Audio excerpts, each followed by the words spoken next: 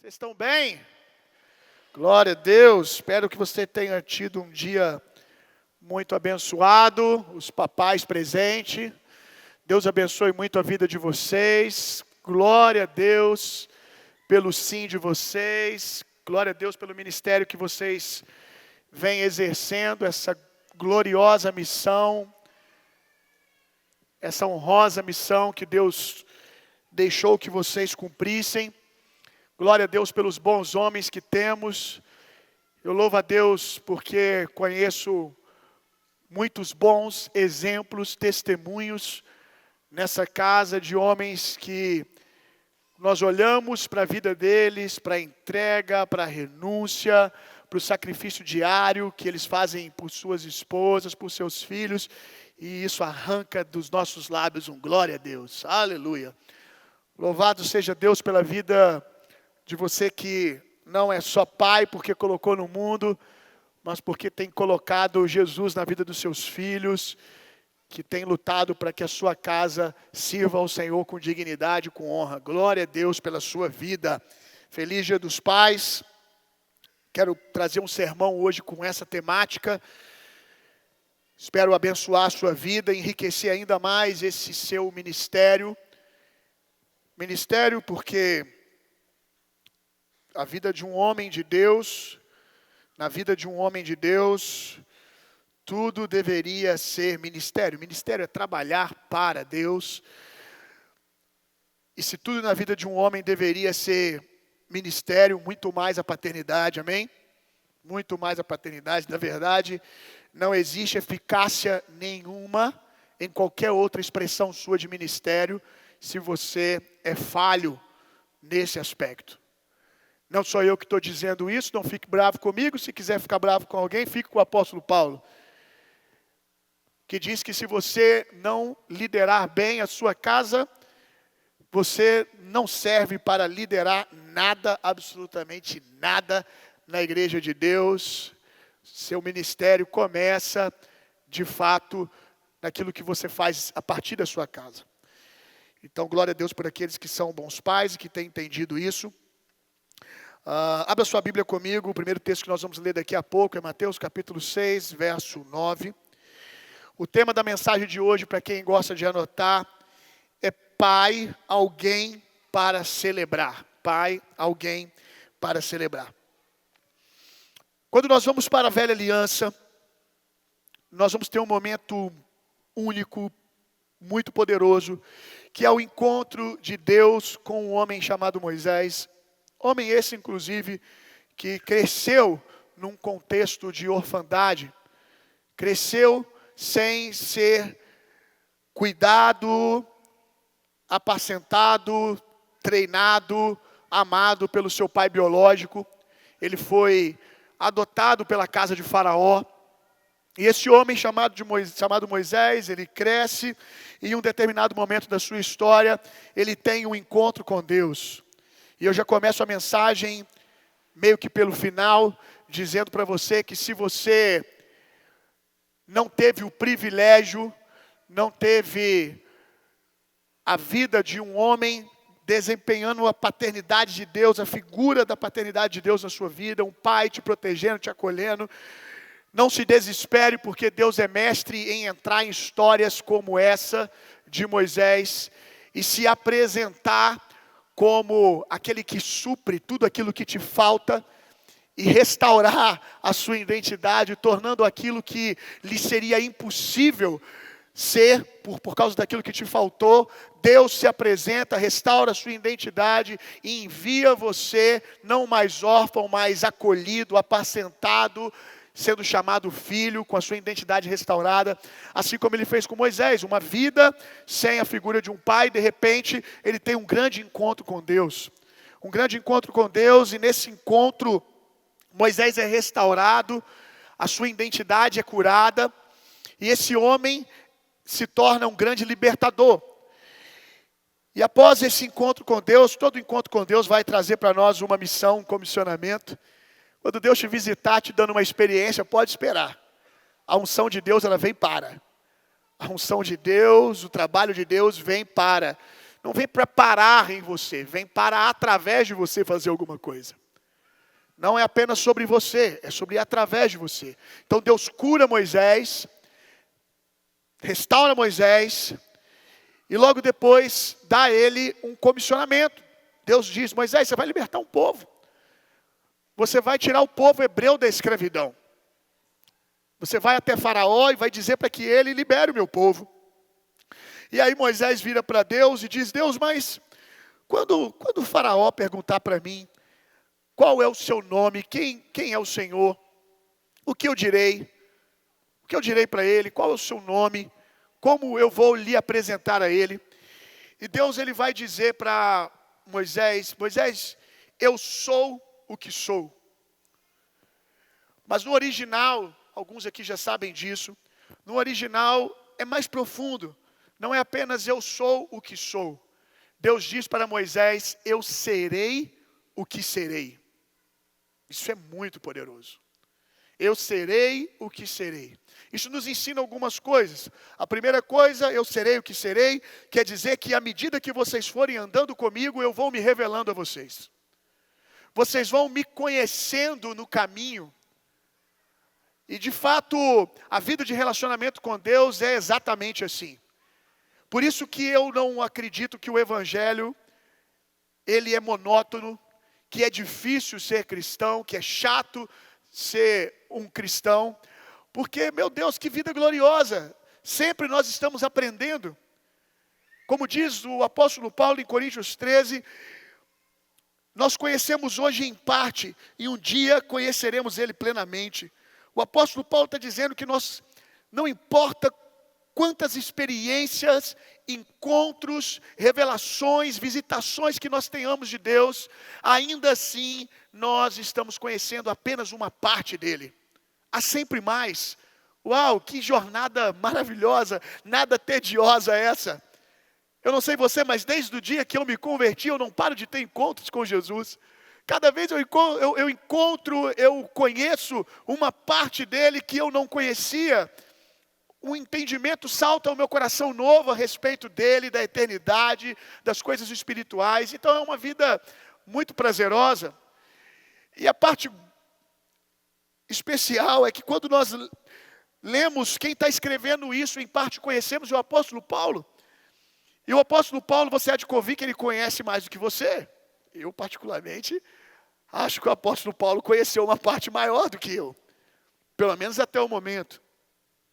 Então, se aquele que diz em parte conhecemos, conheceu parte maior do que eu, quer dizer então que eu posso conhecer mais. Que há muito mais para mim conhecer. Ainda que eu não conheça tudo nessa vida, eu posso ter fome suficiente para nunca parar de conhecer. E de fato, quando nós olhamos para a movimentação de Deus na velha aliança, nós vamos ver isso acontecendo. Eu serei o que serei. Nós vamos vendo que à medida que o povo foi precisando, o caráter de Deus foi sendo revelado a eles, na medida exata daquilo que eles precisavam para cada estação. Então eu serei o que serei. Também é Deus dizendo para Moisés dizer a Faraó e consequentemente para o povo hebreu: eu serei aquilo que vocês precisarem. Se o calor do deserto à noite é escaldante, aliás, o calor do deserto de dia é escaldante, eu serei para vocês uma nuvem que vai proteger vocês, para que vocês não torrem no sol. Se à noite o frio é congelante, é doloroso de cortar a pele, à noite eu serei para vocês uma coluna de fogo. Se falta comida, eu serei maná caindo do céu. Se falta água, eu serei água doce potável para vocês no meio do deserto. Eu serei o que serei. Foi essa revelação que Deus trouxe a Moisés, mas não parou aí. Porque quando nós olhamos para a velha aliança, Deus vai se apresentando. Quando o povo está doente, ele se apresenta como Jeová Rafá. Eu sou o Deus que te cura. Passa um pouco, o povo precisa de provisão. Aí ele se apresenta: eu sou Jeová Jireh, o Deus que provê. Se é tempo de guerra e o povo precisa de segurança, de convicção na batalha, ele se apresenta: eu sou Jeová Nissi, eu sou o seu estandarte, eu sou a sua bandeira, eu vou à frente, sou eu que luto as suas batalhas. E a revelação de Deus foi se descortinando até a plenitude dos tempos, que é Cristo Jesus. Até que Cristo Jesus consegue resumir de maneira tão poderosa, apesar de nós não entendermos quão poderosa é, na sua plenitude, a identidade de Deus, o caráter de Deus, em uma só palavra. Mateus capítulo 6, verso 9, Jesus vai falar para nós como Deus quer ser chamado. Você concorda comigo que Jesus sabe o que Deus quer? Amém? Jesus conhece o coração de Deus? Amém? Jesus sabe os segredos do coração de Deus? Amém? Ambos são um. É impossível algo passar na mente de Deus e Jesus não conhecer. A Bíblia diz que ninguém viu ao Pai até aquele momento, apenas Ele. E esse que viu ao Pai, esse que conviveu com o Pai, esse que conhece o coração do Pai, mas eu já estou dando uma dica para você, né? Até porque você já está lendo o texto. Aquele que conhecia o coração daquele que até aquele momento era chamado de Senhor, de Rei, de Jeová Rafá, de Jeová Jirê, de Jeová Nissi. Agora Jesus vai nos ensinar a orar, e Ele diz: quando vocês forem orar, vocês vão orar assim. Então Jesus vai dizer: eu vou dizer para você como Deus quer ser chamado por você. Eu vou dizer para você como Deus quer se revelar nesse tempo. E aquilo que Jesus está dizendo aqui não diminui nada daquilo que Deus foi antes, pelo contrário, expressa. Porque Jesus vai dizer: orareis assim, Pai Nosso. Uau! Quando vocês forem chamar Deus, chamem Ele de Pai. Você entende isso? Que é o próprio Deus, Jesus é Deus, o próprio Deus dizendo: eu quero ser chamado de Pai. Aleluia! Quem é pai aqui? Glória a Deus! Deus está aqui descortinando, o seu plano foi sempre sobre ser um pai de uma grande família. O plano eterno de Deus sempre foi esse. Deus sempre quis nos chamar de família. Ele sempre quis ser esse patriarca na mesa. E Ele nos deixou participar dessa missão. Aí você pensa comigo, nós estamos falando de alguém que poderia escolher de maneira legítima ser chamado de qualquer coisa, e que qualquer uma dessas coisas, qualquer adjetivo, qualquer elogio, estaria não à altura, porque ele ainda seria mais do que qualquer coisa que nomeássemos ele. Ele poderia dizer: eu quero que vocês se apresentem a mim quando for orar e digam: Excelsior Criador. Ele é isso também. Ele poderia dizer: quando vocês forem orar, eu quero que me chamem de sumo sacerdote. Ele é isso também. Eu quero que vocês venham orar e se apresentem a mim apenas como Rei dos Reis. Qual o título que você acha bonito? Qual o elogio que você gosta de receber? Pois Deus, dentre todas as palavras que Ele poderia escolher, Ele diz: me chamem de Pai. Me chamem de Pai. E Ele nos deixou participar disso. Que ministério glorioso. Você está entendendo quão grande é a sua missão, quão grande é o seu privilégio? O próprio Deus disse: eu quero ser pai. E Ele deixou você ser pai também. Amém? Você concorda comigo que nós devemos celebrar mais esse dia? Quando eu fui para os Estados Unidos, na segunda vez que eu fui, eu estava no carro e eles estavam conversando sobre datas comemorativas nos Estados Unidos e como elas movimentam a economia do país. E aí eles foram falando das datas que mais movimentam a economia nos Estados Unidos, que mais o povo americano para celebrar. E eles foram falando, aí eles falaram: algumas datas, aí falaram Dia da Independência, aí falaram Dia das Bruxas, e nada do Dia dos Pais. Falaram Dia das Mães, e nada do Dia dos Pais. Aí eu perguntei, e Dia dos Pais? Aí eles falaram assim, Dia dos Pais é uma das datas que menos movimenta a economia aqui nos Estados Unidos. O americano não comemora muito esse dia. Eu falei, que triste. Como o diabo está roubando a igreja. Como o diabo está nos roubando. Você faz ideia que o Dia das Bruxas é mais comemorado do que o Dia dos Pais, mais celebrado do que o Dia dos Pais. E aí talvez você diga, mas a culpa é dos homens. A culpa é dos homens, nós não temos bons exemplos de pai aos montes. É porque muitos crescem sem a figura paterna. Deixa eu te fazer uma pergunta. Não seria esse o motivo para nós celebrarmos ainda mais os verdadeiros? O fato de não termos em grande quantidade honrosos pais que têm cumprido a sua missão, não seria esse um grande objetivo, nós celebrarmos ainda mais aqueles que são verdadeiros, aqueles que são genuínos, aqueles que têm cumprido o seu papel? Nós não podemos deixar o diabo tomar territórios que nos pertencem.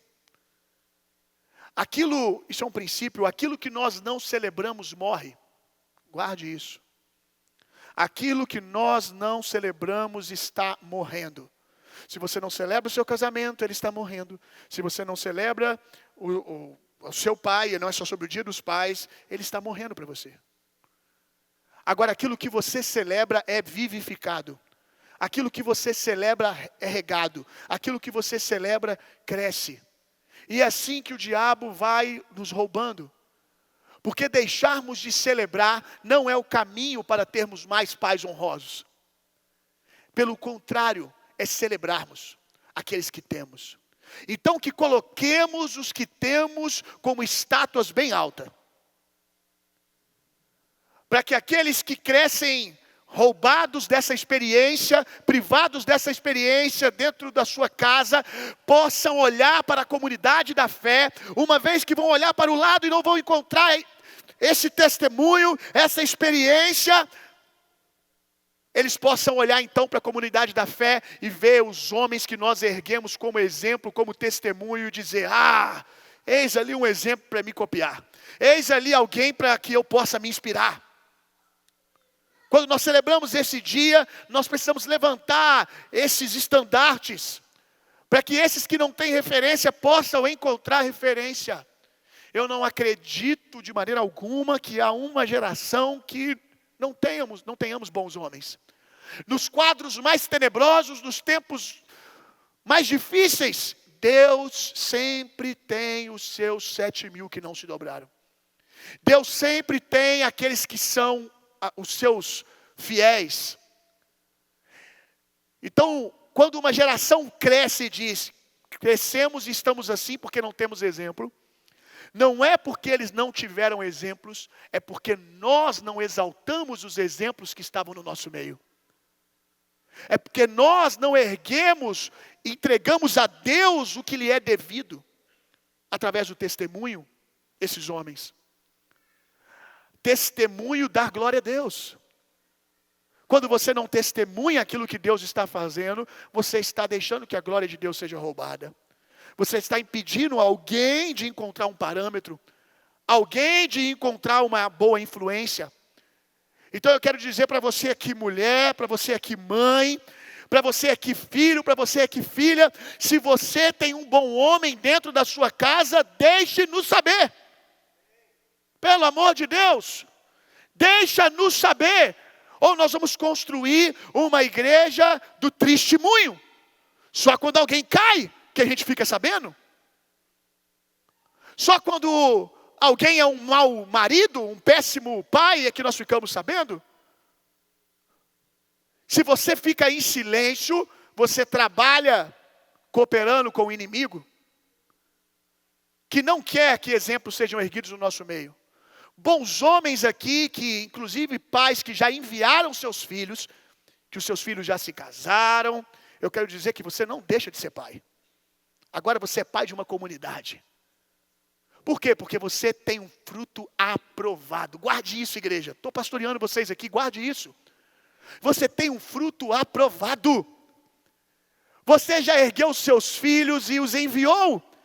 E eles hoje estão construindo família. Frutos que permaneceram. Aí agora eu não sou pai, mas não. Ampliou. Agora você é pai e pai para todos nós. Como um testemunho para os mais novos. De que aquilo que está escrito é possível.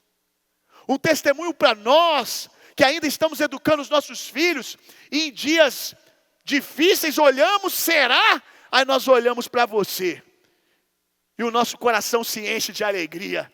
Glória a Deus, se eu for fiel, eu verei o fruto do trabalho. Porque assim como Deus fez na vida do irmão diácono tal, do irmão fulano, Ele pode fazer na minha vida também. Amém? Então não silencie o testemunho. Fale bem do seu marido. Fale bem do seu pai. Erga a sua voz. Fale de boca cheia. Eu tenho um bom marido. Eu tenho um bom pai. Eu tenho um pai que protege, um pai que provê, um pai que me impulsiona. Eu quero ler para você como essa data do Dia dos Pais nasceu nos Estados Unidos e no Brasil. Eu não sei porquê, mas as nossas histórias quase nunca são tão românticas quanto em outras nações. A gente tem que melhorar isso.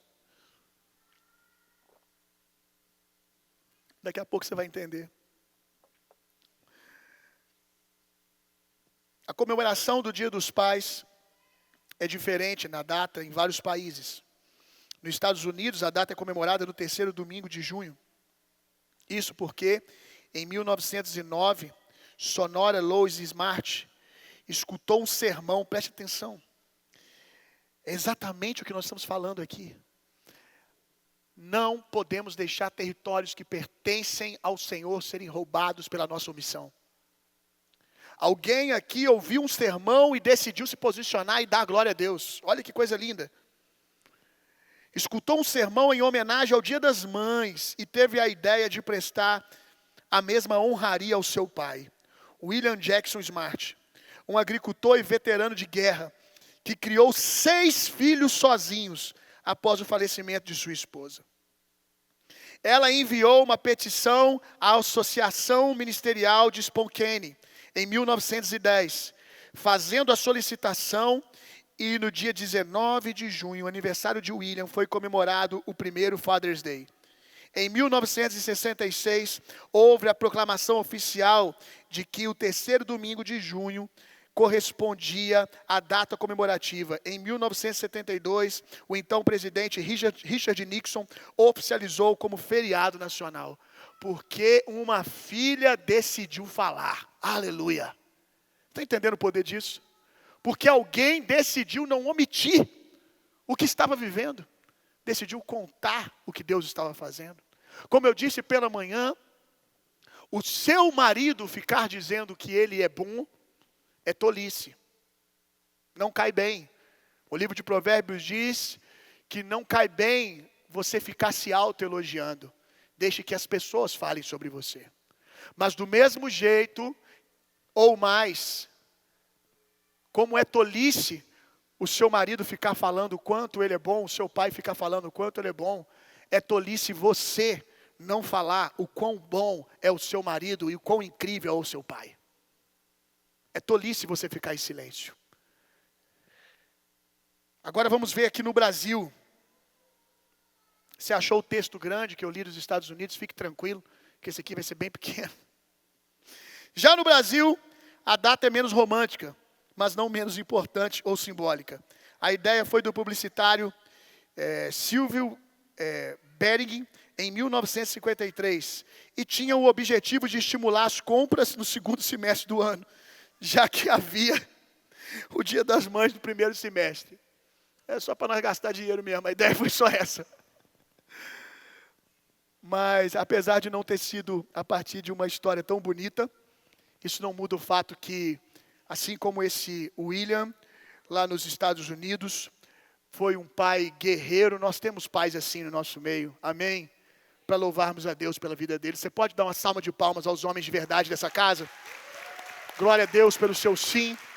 Obrigado por não desistir da sua casa.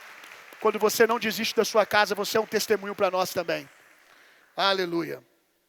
Quero falar para você de 3 P's que resumem o papel de um pai. Se você não é pai, fique tranquilo, porque pai nasce no dia que você aceita Jesus. Aleluia. E aí você começa a ser formado para um dia desempenhar essa missão de fato. Porque esses 3 P's também valem para resumir o papel de qualquer homem. Para você que gosta de anotar, 3 P's que resumem o papel de um pai. Prover, proteger, procriar. Prover, proteger, procriar. Vamos começar a prover. Prover, na maioria das vezes, salta na nossa cabeça, prover roupa, comida, financeiramente. É fato que prover passa por isso, mas não se resume a isso. Passa por isso. É tão verdade que nós homens temos na nossa natureza essa missão de prover, que quando você não consegue fazer isso, você pira. Se não é a graça de Deus e uma esposa sábia te amparando, você adoece. Acredito que quase todos os homens aqui casados, pai ou não, passaram já por meses difíceis financeiramente, aonde estava faltando alguma coisa. Talvez, ainda que não fossem as necessidades básicas, mas alguma coisa que você tinha um padrão que você podia dar antes e agora você não pode. Como isso nos enfraquece. Como isso nos ofende. Ainda que não tenha ninguém dizendo, como pode você não prover, mesmo que você tenha do outro lado uma esposa dizendo, está tudo bem, amor. Não é suficiente. Porque você sabe que algo que você precisa desempenhar, que é uma questão de natureza, se você não estiver fazendo isso, lhe falta alguma coisa. Faz sentido, homens? É assim, não é? Está dentro de nós. Porque Deus nos colocou nessa missão. Aquilo que o nosso Pai Celestial faz, Ele dividiu conosco. No nosso papel de pai, de filhos ou sacerdote de uma família. Isso está dentro de nós. Só que prover é igual a nutrir. Aí você vai começar a entender que provisão não se resume a prover financeiramente. Provisão é sinônimo de nutrição. A sua missão é prover, nutrir financeiramente, mas não se resume a isso. É nutrir também emocionalmente, é nutrir também espiritualmente. Inclusive quem passa a vida só focado em nutrir financeiramente, quando passa problema financeiro não tem nada. A família não tem nada. Nem a família e nem você. Porque aquilo que você semeou é o que você vai colher. Se a sua vida inteira você semeou na sua casa, involuntariamente que seja, que provisão é só financeiro, o dia que a provisão acaba, você não recebe de volta, porque não tem.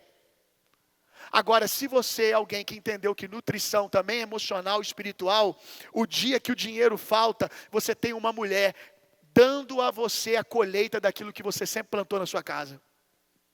Falta o dinheiro, a sua mulher está assim, meu amor, está tudo bem, vamos orar, o Senhor é contigo, você é forte, você é capaz, eu estou com você, suprindo você emocionalmente, suprindo você espiritualmente, por quê? Porque você sempre deu a isso aos seus filhos, à sua esposa.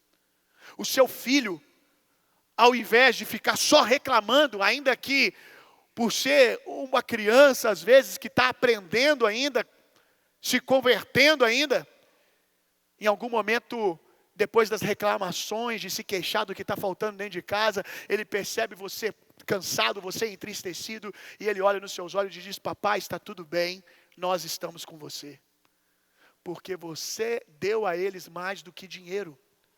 Quem dá nutrição espiritual vai passar com mais leveza por estações de falta de recurso. Vai passar com mais leveza por tempos difíceis, porque nutriu a sua casa espiritualmente. E ainda que o dinheiro te falte, nutrição e força espiritual ninguém pode te tirar, meu irmão. Dinheiro, uma pandemia vem, como aconteceu, não está nos planos, não quer dizer que você foi um mau empresário. Aconteceu no mundo inteiro, abalou a economia do mundo inteiro. Quem tinha uma casa alicerçada, alimentada espiritualmente, pode ter sentido, pode ter doído, mas passou pela pandemia. Porque tinha o quê? Oração, tinha clamor, tinha palavra de ânimo, porque foi isso que foi dado.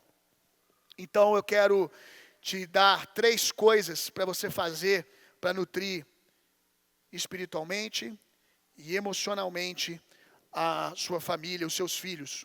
Primeira, nutra os seus filhos através de palavras. Use as palavras ao seu favor, irmão. Você come do fruto dos seus lábios, sim ou não? Acho que não, Bill.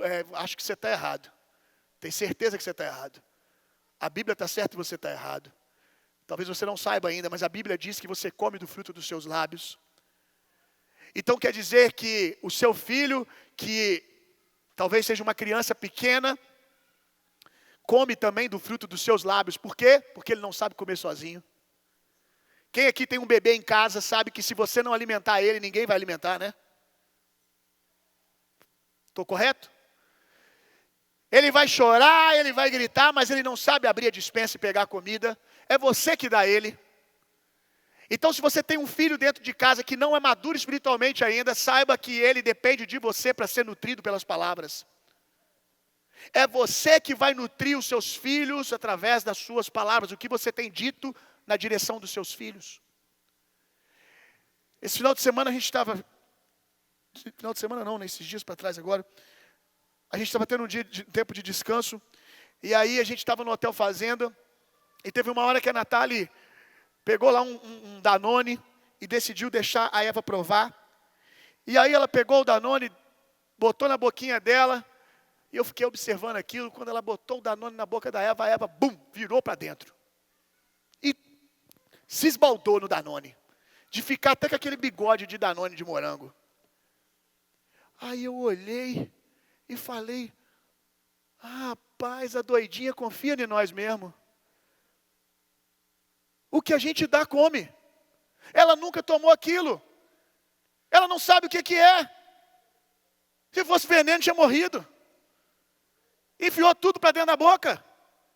Não pensou 2 vezes. E é assim que os seus filhos estão dependendo de você, das suas palavras. Se você não está construindo eles através das suas palavras, seus filhos estão morrendo de fome. Se você está falando errado, seus filhos estão morrendo adoecendo através das suas palavras erradas. Desde pequeno nós temos o hábito lá em casa, desde que o Tito é pequeno, desde nenenzinho, aliás, quando ele estava na barriga da Natália, de falar com intencionalidade. Você é forte, você é corajoso, você é honroso. Tem uma série de palavras que nós repetimos mais. Desde quando ele estava na barriga da mãe. E ele foi crescendo, e isso vai tomando proporções cada vez maiores. Hoje eu perdi as contas de quantas vezes eu olhei para ele e disse o quanto ele é incrível, o quanto ele é capaz, o quanto ele é amado. E você precisa fazer o mesmo. Quando talvez você olha para o Tito, ele é muito destemido, tem um pouco da natureza dele, mas certamente que isso veio à tona tão rápido, porque a gente regou. Porque se a gente não tivesse regado, talvez isso só viria só lá na fase da adolescência. Mas ele é muito corajoso, porque a gente regou algo que ele já tinha uma predisposição, talvez. Mas se não tivesse também, isso seria criado. Assim como você pode criar na vida do seu filho.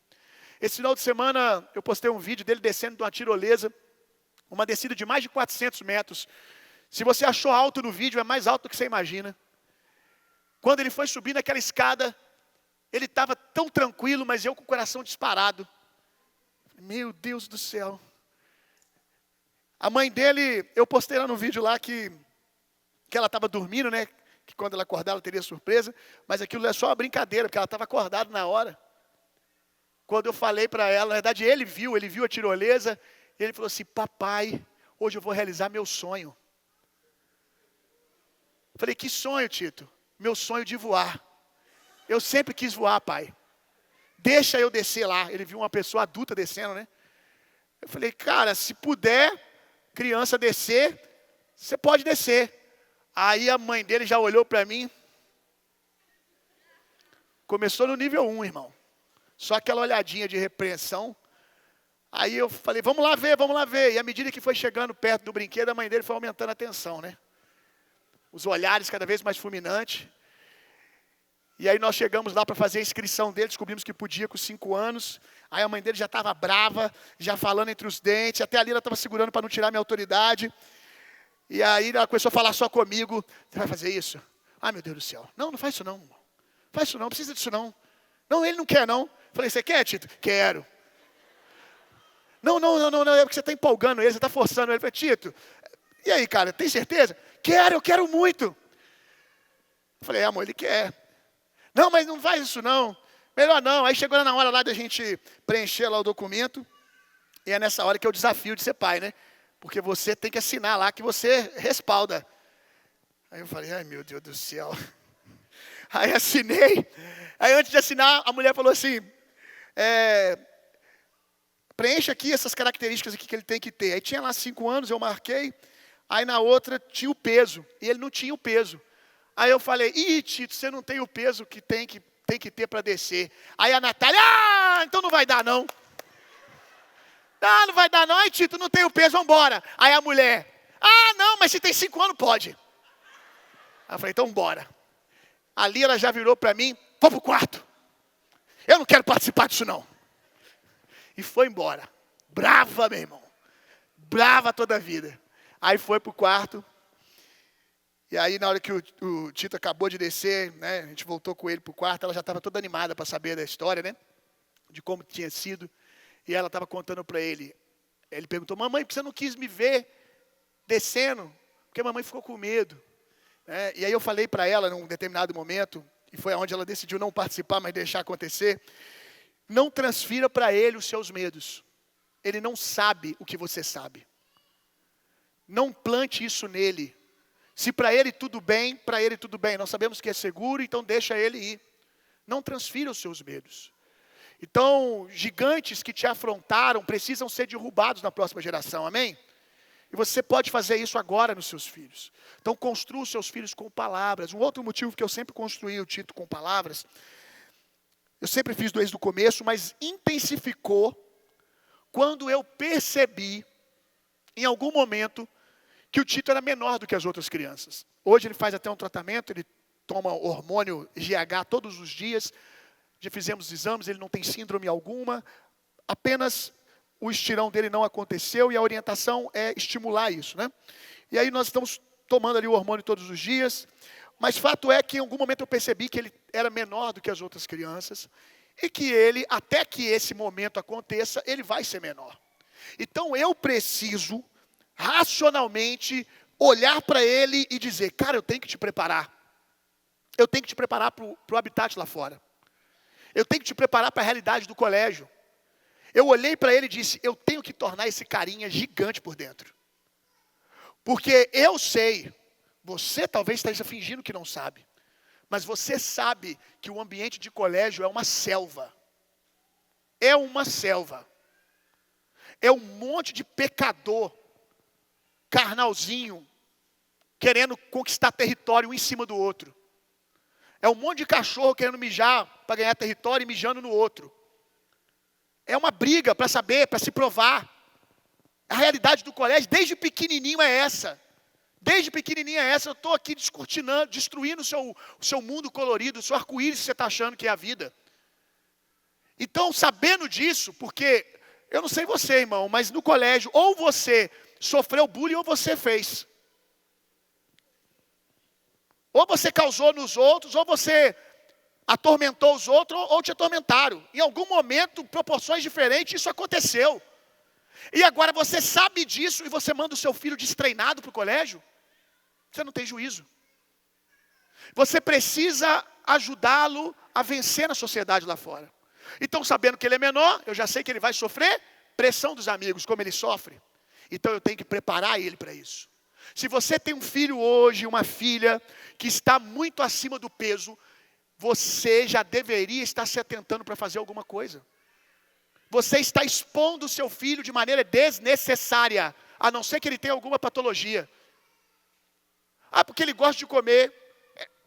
E tudo que ele gosta de fazer, ele vai fazer? Você tem que preparar ele.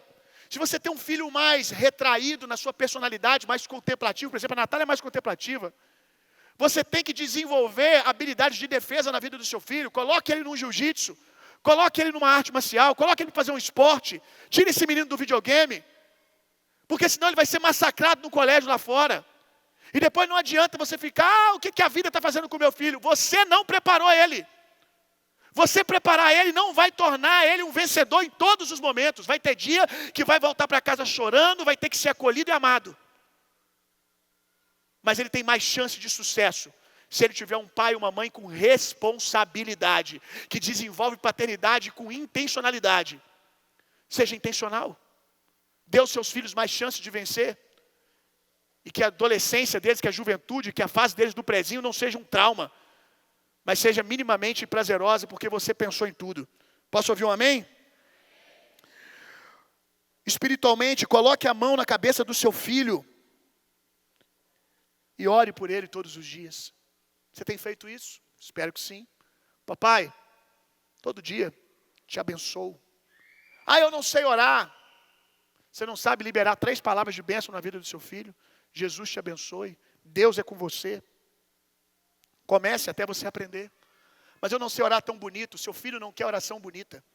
Seu filho quer oração do pai. Seu filho quer se sentir protegido. Quer se sentir seguro espiritualmente. Então coloque a mão sobre a cabeça do seu filho e ore por ele. Tem um costume que eu particularmente vivi a minha vida toda e não era evangélico na época. Meu pai era católico não praticante, mas é um bom costume na nossa cultura. Temos tão poucos bons costumes na cultura brasileira que glorificam a Deus, e às vezes a gente não usa os que temos. O costume de pedir bênção. Cresci com meu pai, peça bênção.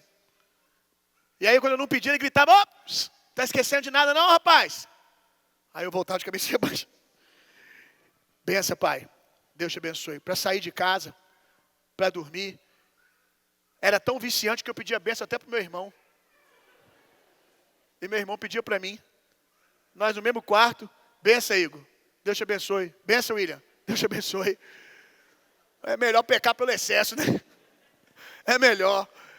Meu pai era bravo com isso. Pede bênção para sua avó. Pede bênção para o seu avô. Eu faço a mesma coisa com os meus filhos. Tito esquece, mas eu não esqueço. Ei, já pediu bênção sua mãe? Vai na casa dos avós. Às vezes está lá embaixo. Grita aí, pede bênção seu avô, pede bênção sua avó. Faça o mesmo. Estou te ensinando isso hoje. Até hoje você estava desculpado. Pensa no poder que tem isso. Você está dizendo, pai, me abençoa. Até hoje, eu ainda peço bênção para o meu pai e para minha mãe. Para os meus avós. Bênção, pai. É um lugar de... Eu reconheço que você tem algo de Deus para me dar. E eu quero receber. Eu reconheço Deus na sua vida. Eu recebo do óleo fresco que desce na sua cabeça. Escorre sobre mim. Quantos estão entendendo? Então comece a fazer a partir de hoje. Meu filho já é grande. Vai chegar, vai ter uma conversinha com ele. Ele vai falar assim, pai, que conversa é essa hora? Ô pai, estou com 17 anos, você vai vir com essa. Sou teu pai, não sou?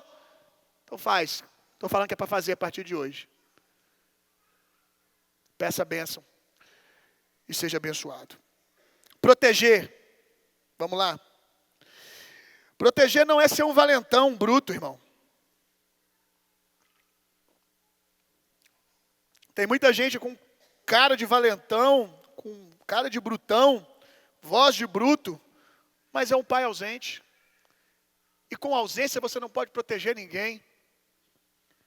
Proteção não tem a ver com você ser faixa preta em artes marciais.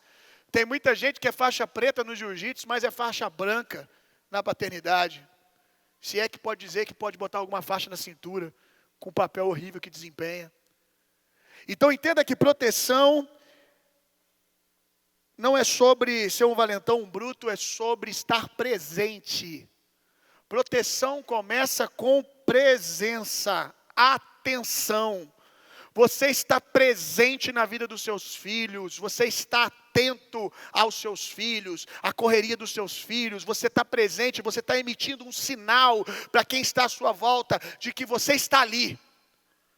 de que se precisar de alguma coisa, você está ali, que você está ali para dar vida pelo seu filho se necessário for, e você emana esse sinal, não só para aqueles que são inimigos, mas para o seu filho sabe que tem alguém com quem contar.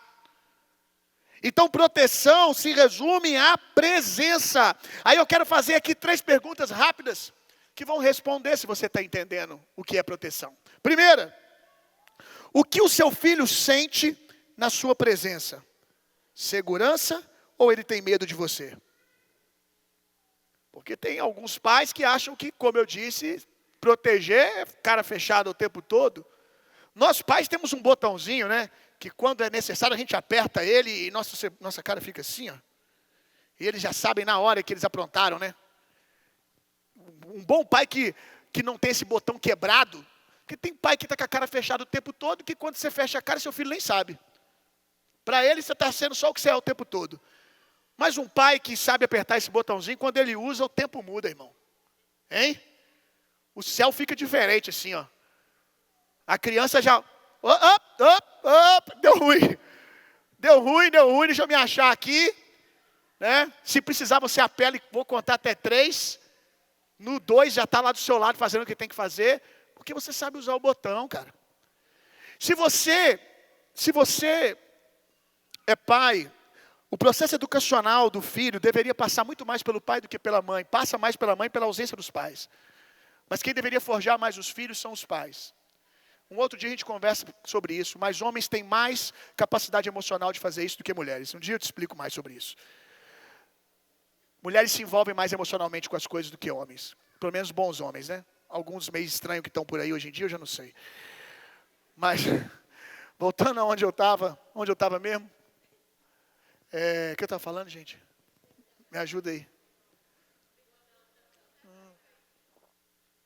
Apertar o botão. Ah, sim. Então você vai ter que estar ali, chamando a atenção do seu filho, corrigindo ele, educando, forjando ele, exaltando os acertos também. Se você sabe que você vai ter que dizer muitos nãos, porque nós vamos ter que impor muitos limites na vida dos nossos filhos. Se você sabe que a sua voz vai ser usada muitas vezes para isso, seja intencional em falar 4 vezes mais coisas positivas. Porque aí você tem crédito. Porque o seu filho nunca vai falar assim, meu pai só fala não para mim. Meu pai... Ele vai falar, pode até falar, né, da boca para fora, mas a mãe, o outro irmão, ou ele mesmo vai cair em si. Não é bem assim. Ontem mesmo ele estava me enchendo de beijinho. Ontem mesmo ele estava me abraçando. Ontem mesmo ele estava dizendo que acredita em mim, de que eu sou forte, de que eu sou corajoso. Então, proteja os seus filhos estando presente.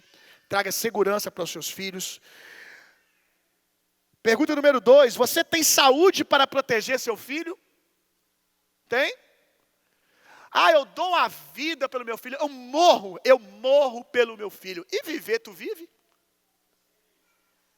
Eu estou disposto a morrer pelo meu filho. Não, ok. Não vamos discutir sobre isso. Isso é o final. Eu quero saber o que você está disposto a fazer agora. Morrer pelo teu filho você está disposto. E viver? E viver um pouco mais. E cuidar mais da sua saúde por amor ao seu filho. Comer menos açúcar por amor ao seu filho. Está disposto? Fazer um exercíciozinho todo dia. Uma corridinha, no mínimo 3 vezes por semana. Fazer umas flexãozinhas de braço todo dia para o seu filho acordar e ver que ele tem um pai que está ali, ó. Meu pai é à disposição. Se precisar, ele está na parada, meu irmão. Você está disposto? Porque assim, se você vai morrer para o seu filho, eu não sei. Então, é bem provável que não precise para a maioria aqui, talvez para ninguém. Mas viver, todos nós precisamos. Está disposto a viver um pouco mais? Ter condições de brincar mais com seus filhos? A régua lá em casa é alta, irmão. E eu não estou falando nem da minha não, porque a minha é mais baixa. Mais alta é do meu pai. Meu pai acorda 5 horas da manhã para treinar, irmão. 5 horas da manhã, cara. É doido. 5 horas da manhã. Agora ele está um pouco mais são, porque ele está indo na academia. Porque antes ele tinha comprado as coisas e ele malhava 5 horas da manhã em casa. Aí é doido, irmão. Aí tinha que fazer um aeróbicozinho, né? Correr. Aí ele tem um joelho ruim.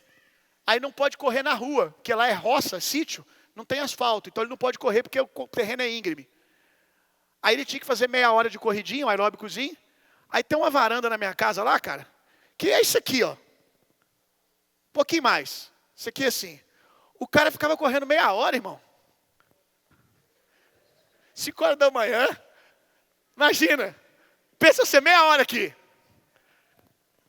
Tem juízo na cabeça? Meia hora, cara. Fazia todo dia. Qual é a sua desculpa? Qual é a sua desculpa? Está disposto a viver mais saudável, para brincar e aguentar os netos? Aleluia. Terceira pergunta. Você está em constante estado de alerta? Se antecipe. Qual sinal você emite aos predadores? Ou você acha que o mundo é cor-de-rosa, que o mundo é colorido?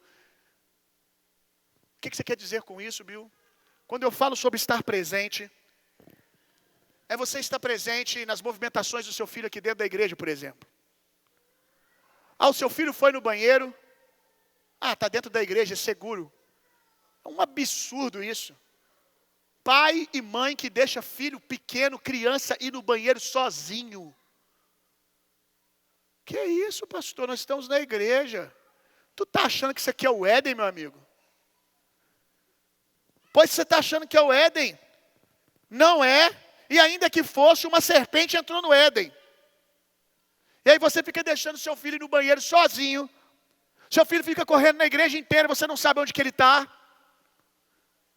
É normal, crianças são menorzinhos, eles somem do olhar da gente. Não estou aqui te pesando porque sumiu do seu olhar. Mas você procura, sumiu, você está procurando. Sumiu. Passou um minutinho, você viu onde que está. Vai ver onde que está. Vai ver com quem está. Olha o tanto de gente que tem aqui, hoje o culto está vazio ainda. Você conhece essas pessoas aqui, cara? Se você faz isso na igreja, imagina o que você faz na rua. Esses dias eu vi um vídeo. Tem um pai andando com uma criança, uma menininha. E aí de repente passa, ele está vindo andando assim, com a menininha aqui. E vem um outro cara lá. Aí vem vindo o cara. Quando passa do lado da menina, o cara dá um murrão na menina. Pau! Quase desmonta a menina. Aí o pai fica assim, ó. Igual de outra volta, assim, ó. Aquele meme.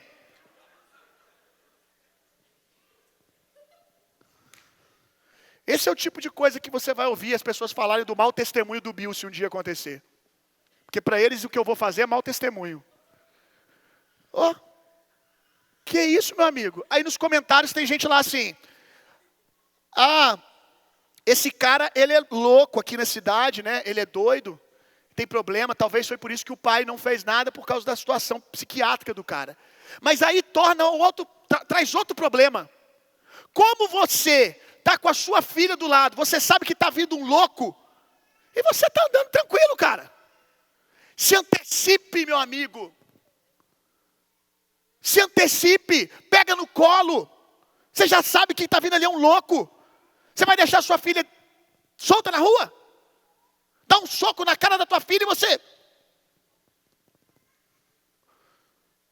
Outro dia, um pai aqui contou para mim que um rapaz agrediu a filha dele numa situação, vizinho da filha, agrediu a filha.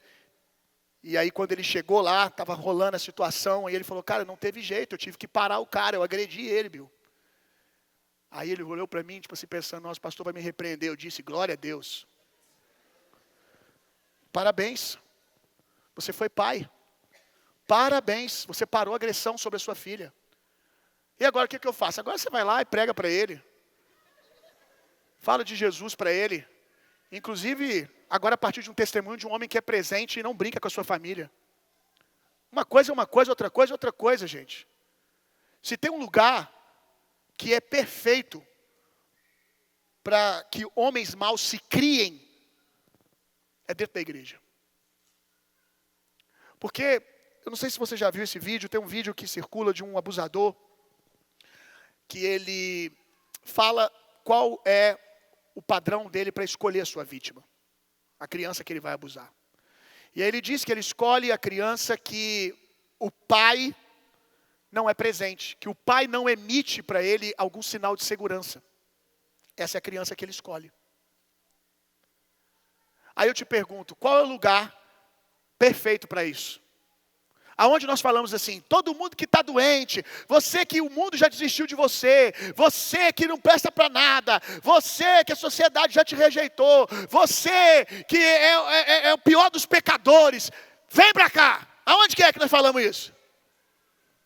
Igreja. Vamos mudar o discurso? Não. Mas vamos saber que o nosso discurso traz consequências. Nem todo mundo que chega aqui se converte. Tem gente que chega e pode pensar assim, vamos se criar. Então eu quero que você, pai, seja presente na vida do seu filho, mas seja uma bênção para a comunidade. Porque se você é um cara atento à vida do seu filho, você está atento ao filho de todo mundo à volta. Eu falo isso aqui com os diáconos aqui, fique atento. Fique atento. A gente tem que emitir um sinal para esse tipo de vagabundo, para esse tipo de maldito, desgraçado. Aqui você não se cria. Aqui nós estamos de olho. Você é bem-vindo aqui para se converter, para se assentar e aceitar a Jesus e ter a sua vida transformada. Venha, você que está doente, o pior dos pecadores pode vir se assentar, nós pregamos para você. Aleluia! Agora venha e se converta, porque se você cometer esse tipo de pecado no nosso meio, você vai ter uma oração de imposição de mãos. É isso. É esse o sinal. Olha só que evangelho equilibrado. Aleluia. Tem salvação para quem quer, né? E para quem não quer, tem outro tipo de salvação. Mas nós não estamos aqui brincando. O mundo não é um arco-íris, irmão. Se posicionem, pais, pelo amor de Deus. Procriar, já estou terminando. Eu jurava pela manhã que esse sermão ia ser pequeno. Falei, vou pregar em 30 minutos isso aqui, mole. Mas toma aí o teu presente Dia dos Pais. Um sermãozinho de 1h30. Aleluia. Procriar. Procriar não é apenas botar no mundo. Procriar é a partir da ordem de Deus. Qual a ordem de Deus? Multipliquem-se. E o que Deus disse toda vez que Ele disse para se multiplicar? Conforme a sua espécie. Então o que Deus espera de nós? Que a gente bote no mundo, mas que agora a gente bote nos nossos filhos os valores do reino. Procriar é criar conforme a espécie de Deus. A natureza de Deus. É imprimir nos nossos filhos o caráter de Jesus. 3 perguntas, vamos lá. A primeira. Seu filho tem em você a imagem de alguém que é amigo de Jesus? Ou para o seu filho amigo de Jesus é só o líder do ministério, é só o pastor que ele conhece? Seu filho já percebeu que você fala com Deus quando você anda dentro de casa? Seu filho já te pegou falando com Deus nos corredores da casa? Seu filho já te perguntou, pai, você está falando sozinho? Não, filho, estou falando com Deus. Como assim, pai? Você fala com Deus? Falo com Deus, sou amigo de Deus. Seu filho precisa ver em você um amigo de Deus. De um tempo para cá, o Tito começou a ter o hábito de quando ele tem dúvida acerca de alguma coisa, e ele tem dúvida acerca de muitas coisas. Quem tem filho pequeno sabe do que eu estou falando. É uma enciclopédia de perguntas que não acaba nunca. Responda a primeira, que você vai ver que o seu problema só vai aumentar, irmão. Não tem resposta que satisfaça. E aí agora ele descobriu que ele tem a máxima que ele usa. Quando eu não sei, eu falo, filho, não sei. Aí quando eu pensei que eu tinha me livrado do problema, que eu falei assim, quando eu falar não sei, eu não sei. Aí agora eu falo assim, filho, eu não sei. Aí ele fala assim, pergunte para Jesus. Porque uma vez eu falei para ele perguntar. Aí ele foi, perguntou e voltou um tempo depois dizendo, Jesus não me falou nada, pai. Mas com você ele fala. Porque toda vez que ele me pergunta alguma coisa, eu sei o que a Bíblia diz, né? Aí eu falo, Jesus diz isso, meu filho. Aí ele não sabe o que a Bíblia diz. Aí eu digo, Jesus diz isso. Aí na cabeça dele, olha só. Meu pai fala com Jesus mesmo, ele pergunta e Jesus responde para ele. Aí agora eu estou lascado, irmão. Agora eu falo para ele, eu não sei. Aí ele pergunte para Jesus que ele sabe. E você sabe falar com ele. Aí agora estou nessa aí. Seu filho sabe que você fala com Deus? Essa semana, a gente estava no carro. E aí o Tito virou para a mãe dele e falou assim, mãe, eu nunca vi Jesus. Do nada assim. Mãe, eu nunca vi Jesus. Aí a Natália virou para ele e falou assim, meu filho, eu também não. Mas deixa eu te falar uma coisa, seu pai viu. De fato, eu tive uma experiência de Jesus visitando meu quarto uma vez. E aí a Natália estava se referindo a isso. Olha só o poder de testemunhos. Aí eu já me preparei. Meu Deus, qual a pergunta ele vai fazer agora? Agora que eu vi Jesus, qual a pergunta que ele vai fazer? Aí ele veio para mim, pai, lá de trás da cadeirinha dele, pai. Aí eu, o que ele vai perguntar? Aí ele virou e perguntou assim, pai, você tirou foto? Aí eu, ufa, dos males o menor. Falei, não filho, eu estava quase dormindo no dia, já estava deitado, não tirei foto. Aí ele, ai, não acredito, pai. Então que seu filho saiba que você anda com Deus, amém, meu irmão? Segunda pergunta, você constantemente para no meio do seu dia para ensinar valores do reino que a palavra diz? Seja intencional, o dia te dá várias oportunidades. Quando alguém maltrata alguém, você pega um texto de Provérbios e ensina. Quando alguém faz algo certo, você pega e traz a palavra de Deus. Isso é instruir o seu filho no caminho. Terceira pergunta e última. Você já ensinou seu filho a orar? Você já ensinou seu filho a orar? Você já ensinou seu filho a pedir perdão para Jesus quando ele erra? Todos os dias à noite é um hábito. Paramos na cama, meu filho, vamos orar. Tem dia que ele ora. Tem dia que ele pede a mãe dele para orar. A maioria das vezes sou eu que oro. A grande maioria das vezes. E aí nesse momento de oração, se durante aquele dia teve algum episódio claro que ele errou, a gente para, como ontem. Ontem ele estava muito desobediente, desrespeitou a gente várias vezes. E aí na hora de deitar eu falei, vamos orar? Aí ele já olhou para mim com aquela carinha, tipo assim, hoje tem. Aí eu disse para ele, e aí? Temos coisas para falar com Jesus, né? Você tem que pedir perdão para ele, né? Aí ele, papai, me comportei bem mal hoje, né? Eu falei, hoje não foi legal. Então vamos pedir perdão a Jesus. E aí a gente fala, Jesus, eu falo para ele repetir, né? Jesus, me perdoa porque hoje eu desobedeci muito a minha mãe. Mas uma coisa que eu aplico sempre, eu sempre depois ensino ele a orar, pedindo graça a Deus para mudar. Aí a gente ora, Senhor Jesus, me dá graça, me ensina a ter mais prazer na obediência, foi o que nós oramos ontem. Me ensina a ser mais rápido em obedecer aos meus pais. Me ensina que há um lugar de prazer na obediência. Amém. Comece a orar todos os dias com seus filhos. Se coloque de pé, abra sua Bíblia comigo em Isaías, capítulo 39, verso 3 em diante.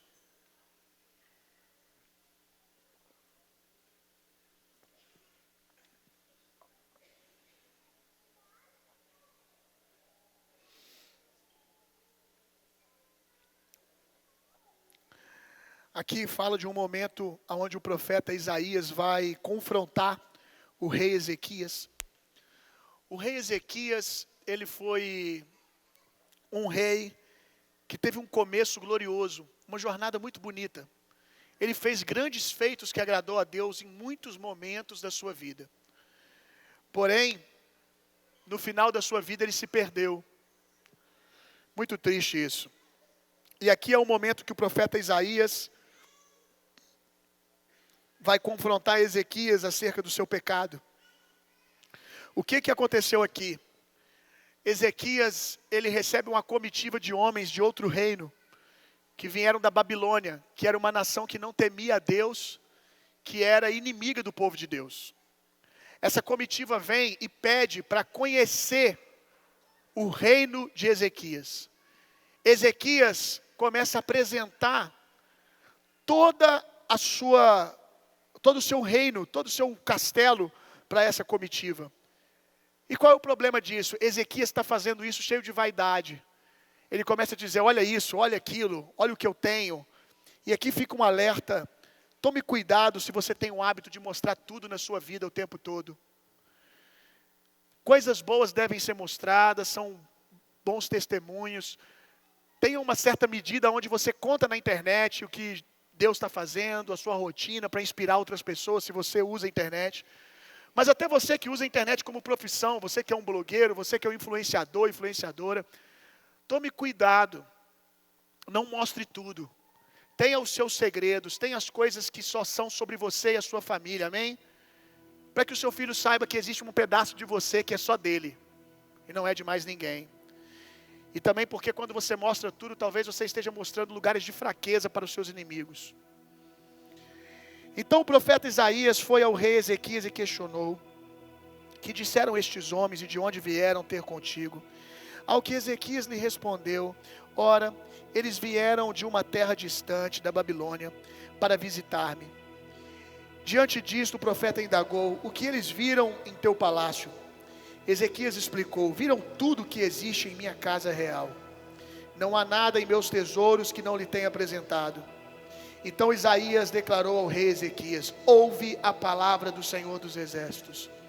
Dias se aproximam em que tudo o que há no teu palácio e que os teus antepassados entesouraram até este dia será levado para a Babilônia. Nada será deixado. Assim diz o Senhor. E alguns de teus próprios descendentes serão também levados e serão feitos eunucos na casa real do rei da Babilônia. Mas o rei Ezequias, presta atenção nisso aqui. Mas o rei Ezequias compreendeu que essa palavra significava que durante a vida dele haveria paz e segurança em seu reino. Por esse motivo retrucou a Isaías: boa é esta palavra que o Senhor acaba de profetizar. Meu Deus, que homem tolo. Que homem tolo. Como muitos que querem construir a sua vida achando que sucesso é ter sucesso religioso. O que está acontecendo aqui? Eu vou resumir para você. Ezequias acaba de ouvir que os filhos dele vão padecer, que juízo vai vir sobre os filhos dele por causa dele, por causa do pecado dele, que a casa dele não servirá ao Senhor. E eles soltam glória a Deus. Ele diz amém, tá bom, que seja amanhã, eu vou viver em paz. Não existe sucesso de um homem que não trabalhou para a próxima geração, que não trabalhou para os seus filhos. Não existe sucesso se os seus filhos não estão sendo apontados para o Senhor. Esse homem deveria ter rasgado as suas vestes, como costume na velha aliança, e dito não, como ele fez antes. Em outro momento que ele foi julgado, ele se arrependeu. Ele deveria ter: não, que o Senhor poupe a minha casa. Ou se o Senhor dissesse: não irei poupar, tem que ter juízo pelo seu pecado, ele dissesse: que caia sobre mim, porque quem pecou fui eu, mas não sobre os meus filhos. Não, esse covarde diz amém. Como muitos que estão performando na igreja, estão satisfeitos em ser vistosos e homens de sucesso para todos que cercam ele, mas fracassados dentro de casa. Não, essa não é a nossa missão, amém? Nós estamos trabalhando para a próxima geração, amém? Para que os nossos filhos tenham uma plataforma para construírem coisas maiores do que nós. Posso ouvir um amém? Eu quero orar aqui pelos pais hoje. Que Deus renove as suas forças. Você que é um bom pai, que está dando a vida pela sua família. Você que não é pai ainda, mas Deus está treinando você para ser. Que você possa ser forjado e se tornar um bom homem para a glória de Deus. Eu oro para que Deus renove as forças dos cansados. Que hoje você receba uma visitação de Deus como presente, como refrigério nesse dia. E saia daqui pronto para continuar a sua missão. Eu louvo a Deus pelo seu sim. Glória a Deus, por todas as vezes que você chorou, por todas as vezes que você, pela sua casa, se desgastou e tem feito para que a sua casa permaneça de pé. Que Deus te presenteie com a presença dEle, com refrigério hoje. Eu quero orar também para que o Senhor nos dê famílias tão saudáveis,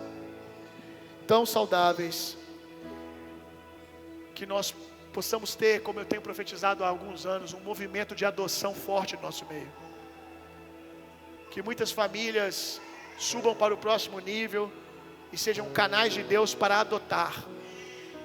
Tem uma frase do Rick Warren que é muito forte: Deus não criou orfanatos, Deus criou famílias. A Bíblia diz: Deus é o Deus que faz o órfão habitar em família. Agora Deus precisa de famílias para usar. Que nós possamos dizer: eis-nos aqui, Eis-nos aqui, usa-nos, Senhor. Que Deus plante no coração de boas famílias aqui, perfeitas não, mas boas famílias tementes a Deus, a causa, a missão de tornar pai, se tornar pai, mãe através da adoção. Em nome de Jesus. Senhor, renova as forças desses homens. Fortalece os joelhos daqueles que estão cansados, alivia os ombros daqueles que estão carregando peso agora. Traz, Senhor, provisão financeira, provisão espiritual, provisão emocional para esses homens aqui. Nós oramos, Senhor, pelos bons testemunhos que temos nessa casa. Não deixe que eles padeçam. Que o Senhor os ergue e coloque eles num lugar de referência, de honra na vida da nossa igreja. Em nome de Jesus. Grande é a colheita e poucos são os trabalhadores. Então, Senhor, cuida bem daqueles que nós temos, para que eles possam fazer mais do que a obra de um homem, que eles façam a obra de 1000 homens. Assim como os valentes de Davi, que eram homens que valiam por centenas. Que os bons homens dessa casa sejam fortalecidos, enriquecidos pelo Senhor, para valerem por centenas de homens, Senhor. Em um tempo de escassez, que o Senhor exalte ainda mais os que temos. Em o nome de Jesus, nós abençoamos esses homens e essas famílias. Abençoa as famílias dessa casa, que o Senhor, não por força, não pela a força das minhas palavras, mas por meio do mover do Teu Espírito, gere famílias aqui saudáveis, que entendem esse chamado, que respondem esse chamado da adoção. E como nós já temos alguns aqui, nós temos tantos outros.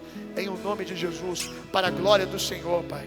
Que no nosso meio o órfão possa habitar em família e ter um pai para chamar de seu, uma mãe para chamar de sua, para a glória do Senhor. Em o nome de Jesus. Amém e amém.